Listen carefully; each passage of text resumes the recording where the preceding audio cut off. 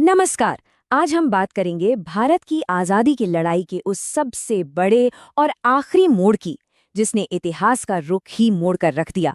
जी हाँ, हम बात कर रहे हैं भारत छोड़ो आंदोलन की।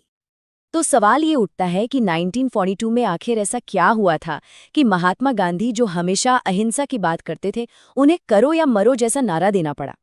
चलिए इस पूरे वाकये को जरा करीब से समझते हैं। एक ऐसा आंदोलन जिसने, सच कहूं तो, भारत में ब्रिटिश साम्राज्य के ताबूत में आखिरी कील ठोक दी। देखिए, 1942 का ये जो जन विद्रोह था ना, ये कोई अचानक हुई घटना नहीं थी। इसे समझने के लिए हमें थोड़ा पीछे जाना होगा, उन 40 सालों की कहानी में, जहां लोगों के दिलों में बस गुस्सा और हताशा जमा हो रही थी। मतलब सोच कर देखिए, लगभग 40 साल हो चुके थे। 1905 के स्वदेशी आंदोलन से लेकर 1930 के सविनय अवज्ञा आंदोलन तक भारतीयों ने सब कुछ करके देख लिया था। बहिष्कार, शांतिपूर्ण प्रदर्शन, यहाँ तक कि क्रांतिकारी कार्यवाहियां भी हुईं, लेकिन वो जो पूरी आज़ादी थी ना, वो अब भी एक सपना ही लग रही थी। और इसी बीच दुनिया का माहौल भी तेजी से बदल रहा था। दूसरा विश्व युद्ध चल रहा था, जिससे ब्रिटिश साम्राज्य की कमर टूट चुकी थी। उन्हें भारतीय सैनिकों और संसाधनों की सख्त जरूरत थी।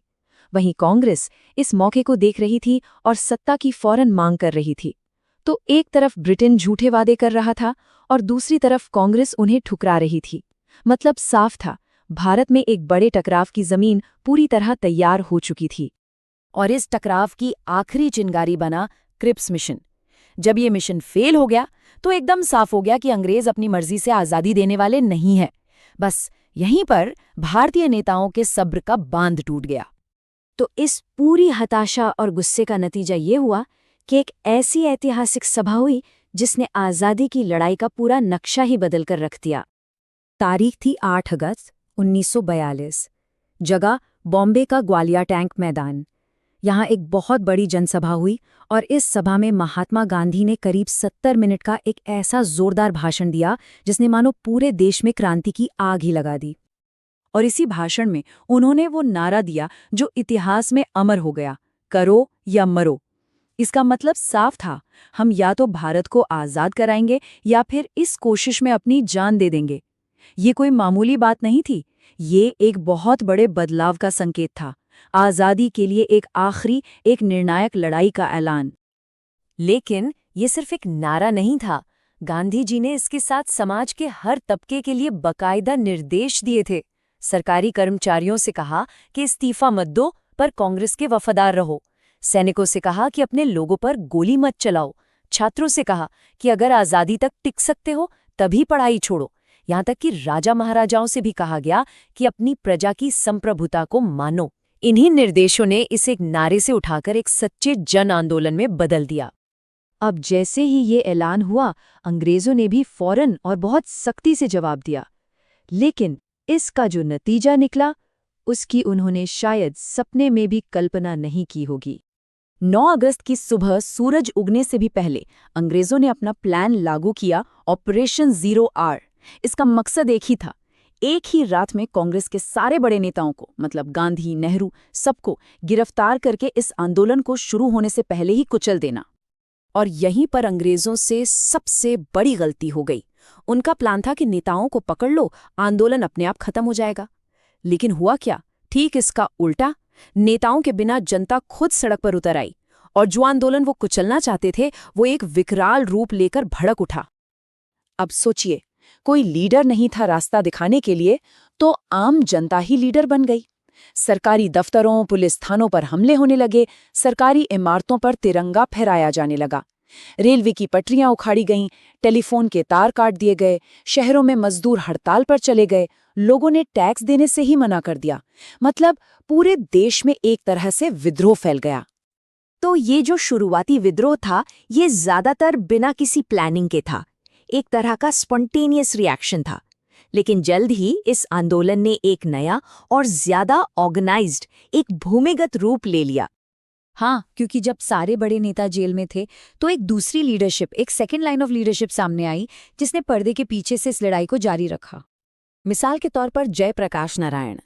वो जेल से भाग निकले और उन्होंने आज़ाद दस्ता नाम से गेरिला वॉरफेयर यूनिट्स बनाई और क्रांति की मशाल को जलाए रखा। और फिर थीं अरुणा आसुफ अली। उन्होंने जो किया वो हिम्मत की एक मिसाल बन गया। जब सारे नेता गिरफ्तार हो चुके थे, तब 9 अगस्त को उन्होंने ग्वालियर टैंक मैदान में तिरंगा फहराया और इस आंदोलन की हीरो बन गई। वो खुलेआम डिफायंस का एक चेहरा बन गई। और इस दौर में इनोवेशन भी कमाल का हुआ। जैसे उषा मेहता ने एक गुप्त कांग्रेस रेडियो चलाना शुरू कर दिया। सोचिए, ये रेडियो ब्रिटिश सेंसरशिप को पूरी तरह बाईपास करके लोगों तक आज़ादी के संदेश और आंदोलन से जुड़ी खबरें पहुंचा रहा था। ये उस समय के लिए एक बहुत बड़ी बात थी। अच्छा, तो अंग्रेज़ों ने भारत छोड़ो आंदोलन को बहुत बेरहमी से कुचल तो दिया, लेकिन इसकी जो लेगेसी थी, जो विरासत थी, वो बहुत गहरी और थोड़ी कॉम्प्लेक्स भी थी। इसी आंदोलन ने असल में ब्रिटिश राज के आखिरी सालों की कहानी लिखी। इस आंदोलन को दबाने में जो हिंसा हुई, उसमें अंदाजा है कि 10,000 से ज्यादा लोग मारे गए थे। अंग्रेजों ने जुल्म की सारी हदें पार कर दी, लेकिन उन्हें एक बात साफ साफ समझ में आ गई थी। और वो बात ये थी कि भारत पर अब उनका राज ज्यादा दिन नहीं टिक सकता। अब सवाल ये नहीं था कि वो जाएंगे या नहीं, सवाल ये था कि वो जाएंगे कैसे। भले ही इस आंदोलन से हमें फौरन आज़ादी नहीं मिली, पर इसने ये पक्का कर दिया था कि ब्रिटिश राज का अंत अब दूर नहीं। लेकिन इसका एक और बहुत बड़ा और पेचीदा नतीजा भी निकला। देखिए, जब कांग्रेस के सारे बड़े नेता जेलों में बंद थे, तो एक पॉलिटिकल वैक्यूम, एक खालीपन सा आ गया था। और ऑल इंडिया मुस्लिम लीग, जो इस आंदोलन से दूर रही थी, उसने इस खालीपन का पूरा फायदा उठाया। उन्होंने एक अलग राष्ट्र की अपनी मांग को जोर शोर से आगे बढ़ाया। मतलब कांग्रेस का नारा था भारत छोड़ो और लीग का नारा बन गया बांटो और छोड़ो। और बस यहीं पर ये आंदोलन हमें एक बहुत बड़े और मुश्किल सवाल के साथ छोड़ जाता है। क्या भारत छोड़ो आंदोलन ने आज़ादी के साथ साथ अनजाने में ही सही बंटवारे की नींव भी रख दी थी? ये एक ऐसा सवाल है जिसकी जटिल विरासत पर इतिहासकार आज भी बहस करते हैं।